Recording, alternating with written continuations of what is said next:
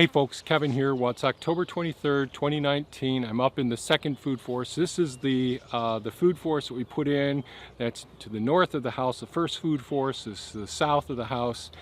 And over this last week and a half or so, I've been using Bumblebee and we've been relocating trees. Now, recently I posted a video about relocating our walnut trees and bringing in transplanting persimmons and pawpaws and apples and peaches and plums into the area where we took those walnut trees out of. In this video, I want to talk to you about not necessarily a design flaw, but a design misunderstanding when I designed this second food forest. So the second food forest was created in an area, and again, this property is all as a bony gravel, sandy base below everything. However, the section that I'm looking at right now, that I'm standing in, that part that's closer to the driveway over in that direction actually was somewhat of a horse pasture at first. So we'd let that grass grow up and maybe brush hog it or mow it down what the horses wouldn't eat once or twice a year. And we actually let that area grow up for a 10-year period, and then I came in and brush hogged it all down. And for a couple of years I mowed it as a lawn as well. And then we designed our swale systems up here, planned out which trees, the peaches, the plums, the cherries, the pawpaws, the pecans, the chestnuts, what else we have? We have grapevines, we have catawba trees, we have blue spruces, we have high bush cranberry bushes around here, we have service berries, we have magnolias, we have redbuds, we have various honey locusts as well, and rows of hazelnuts. So we designed the system so that ultimately it would grow up into a relatively thick forest area. And today I'm just going to concentrate on this one small area that I'm working on now. But there's a few things that I really didn't think I wouldn't like ultimately after spending time. And one of the things that I'm always looking at in the future is how much time does it take out of my life that I'm going to need to spend maintaining a feature or a part of our food forest. No, I want things to be maintenance free. Now this has a lot to do with us being in a cold temperate climate. This isn't an issue for those people in an arid climate or for those people in a tropical climate. We have the benefit of having the seasons where pests die off during the cold, long winter months. We have the benefits of being able to take a break from our annual gardens during those long, cold months. And we also have the joy of being able to build so much soil in such a short period of time, where tropical regions and arid climates really don't have the ability to create as much soil as we can. And as a result of this ability to grow so much soil, weed pressure is an issue.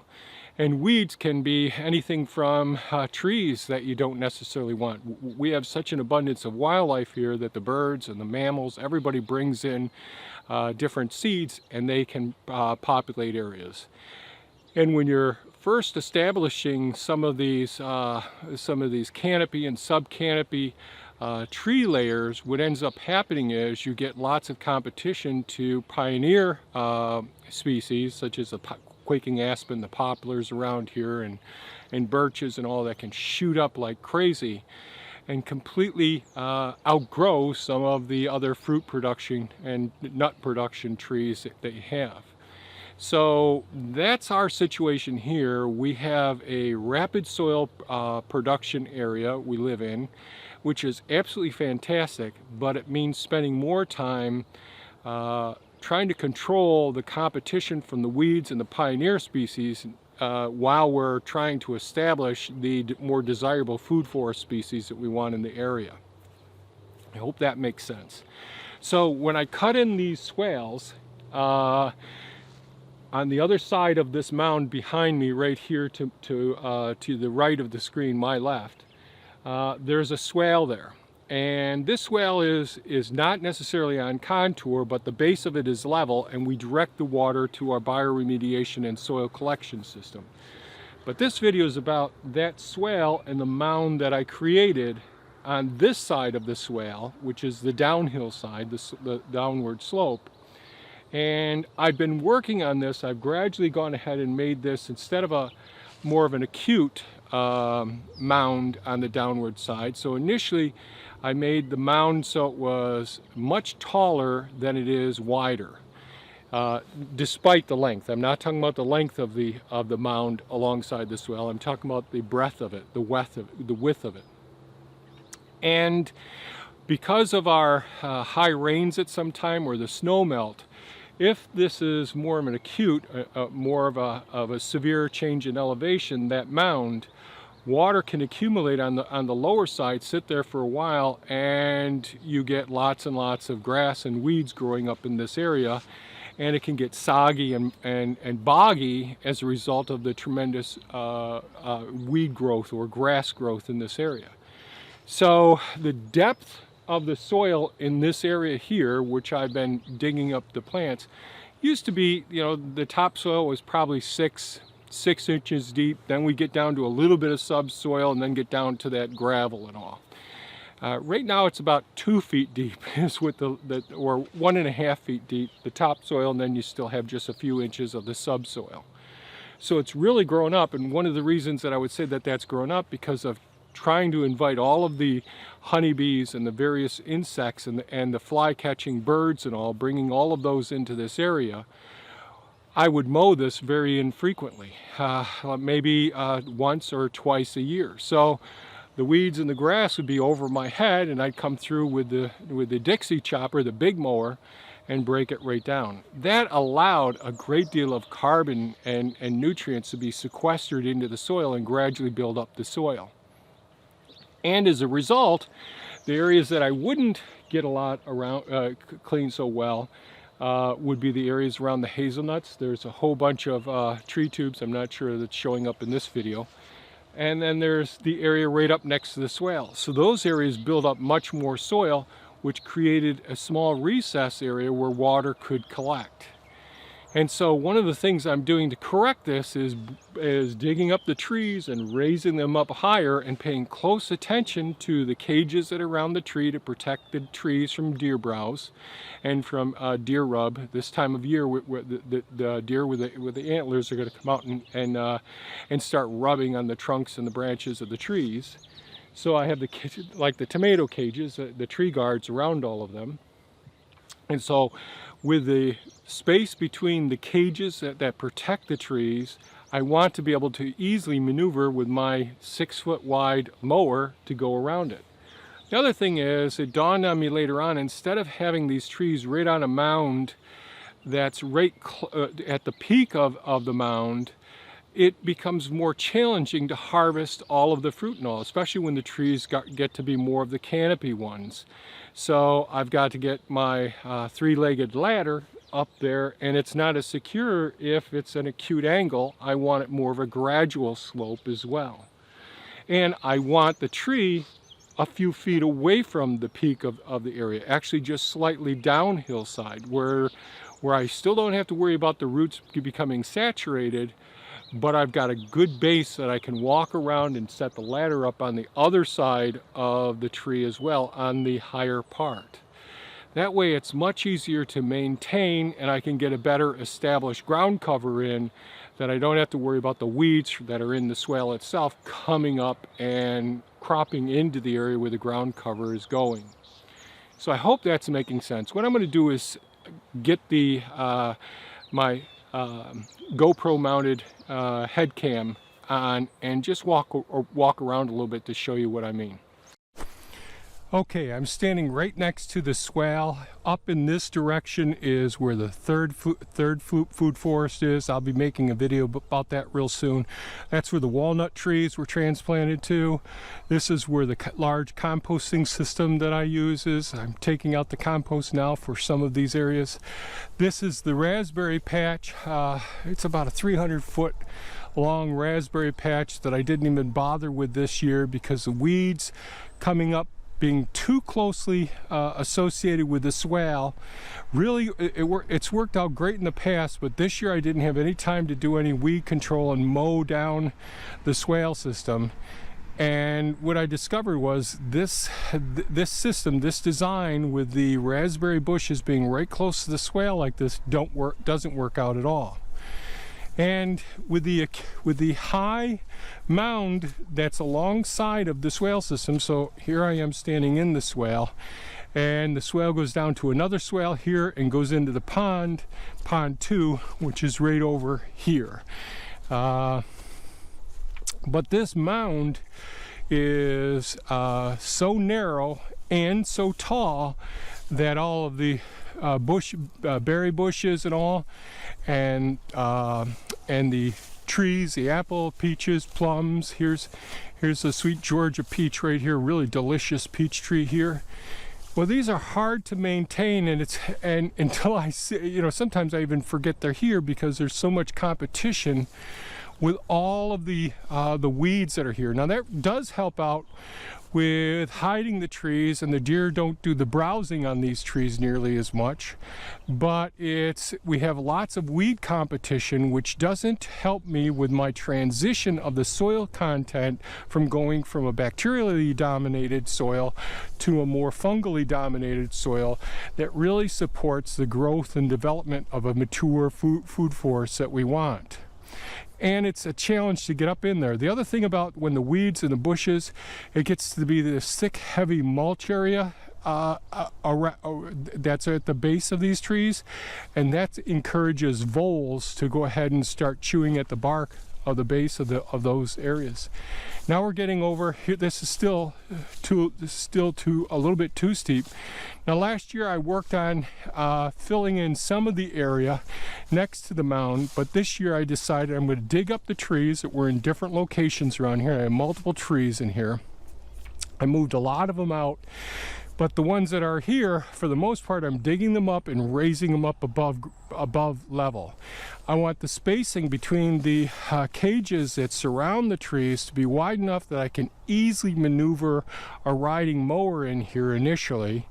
And I want there to be adequate space between the tree and the peak of the mound here. So down in here is the swale. Right along in there, the raspberry bushes are there, another roadway, the grapevines are there, and then all of our nut and spruce trees up in there.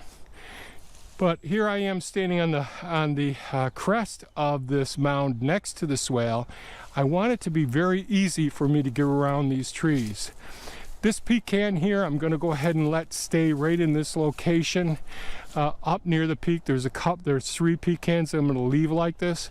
But all of the other fruit trees, they're going to be on the gradual slope that is here. So despite there being 1.5 foot of good soil in this area, below this area here, there's a little bit of a gully here between where all of these hazelnuts that are in the tree tubes are here.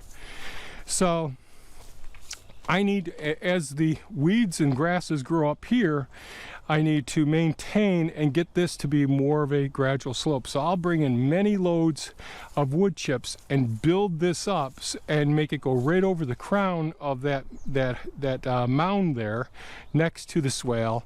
So it's a good area where I can really develop all my interplantings of all of the other companion plants that go along with this food forest. So this will be the level that the wood chips will be at. Each one of those areas is going to be very gradual coming down so that the water will work its way, it will be gathered in all of the soil and the wood chips here, work its way down to these all these hazelnuts, and the same thing going down and working its way down into the next swale right there, and then we have the next mound. Let's go over there and show you what it looks like after I've had a year of work on the area.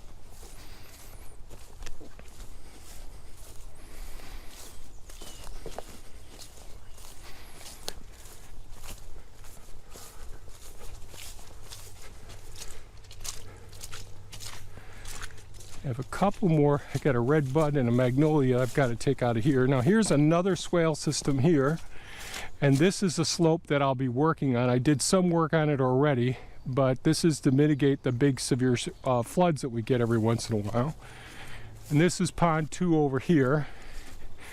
And the soil collecting system that I've talked about in previous videos is right on the other side of this. And I'm just not going to go down to the next areas, but right here, this was the same way that I described initially. There was a more of a steep mound right here, and last year I brought in all of the wood chips to recreate this gradual slope. So the root crown of each one of these trees is where it should be, and whatever runoff there could be going down through here, it's going to work its way down across, come through all these service berries, and then go down into that swale connection system. And this goes into the soil collecting canal system and the bioremediation system down there. So now there's a lot of quackgrass right in here right now, but you could see how quickly a lot of the wood chips have been breaking down, and you know, it's just beautiful material. Now this is 1 year old, so this helps to answer one of the questions that people get about how quickly the wood chips can break down. But again, this is a cold temperate climate that I live in here, and as a result of that, the wood chips tend to break down pretty darn rapidly. And you can see what things look like as we get the different layers. Now these high bush cranberry bushes that the deer absolutely love, you can see even with them being in a cage like this, they chew them down pretty readily. A lot of these I'll be transplanting out, and I'll be putting another row of trees here and putting in more supportive species up in here. Even some of our extra vegetable crops, we put our broccoli and cauliflowers, all the extra plants and cabbages and all, the deer will eat these. We have the Siberian pea shrubs, the hyssops, all of the support species all throughout this area. But this will get denser and denser as each of these trees get larger over time. And this very gradual slope works out extremely well, and we don't get the boggy spots or the wet spots as a result of it. There's a spot where I just transplanted one of the trees. Here's a persimmons, one of our larger persimmons trees, which is looking pretty nice so far. So I really wanted to share this video with you to emphasize that I hadn't really considered some of these aspects when I was doing this design. I thought everything would work out really, really wonderfully, and it has to a great extent. But as I've had more time to work in these various food forest systems that we've been creating, I can appreciate some subtle changes that in this climate, in a cold temperate climate where we have the seasonal changes and it's real easy to build tremendous volumes of soil just by letting the plants grow like crazy, that it becomes a real challenge to manage some of the trees in the food forest during the developmental stages. Now, it probably wouldn't be much of an issue 15 years from now, but time is such a very valuable component of our lives that I don't want to waste time letting things get out of hand and competing with the trees as they're developing. And certainly as I get older, or as people come on the site to tour the area, I don't want people having to put on great big muck boots to walk through areas when it's during the rainy seasons, the fall and the early spring, and sinking into the soft soil and all. I'd like it to be a really pleasant experience and to be more of a comfortable walk through the area, and much easier to maintain as well. So some of these changes might be just trivial to most people and wouldn't apply in an arid or a tropical environment, but in this environment I think they're important enough to share my thoughts and my experiences with you. So if you found this video of value, please give us a thumbs up. If you have thoughts or suggestions or have experienced something similar to this, please leave a comment below, because I think we can all learn from each other. Again, I'm being very geographically and climate specific with this video because it doesn't apply to people in the tropics or in the arid lands as well. So thanks so much for watching, folks, and have a great day. Bye-bye now.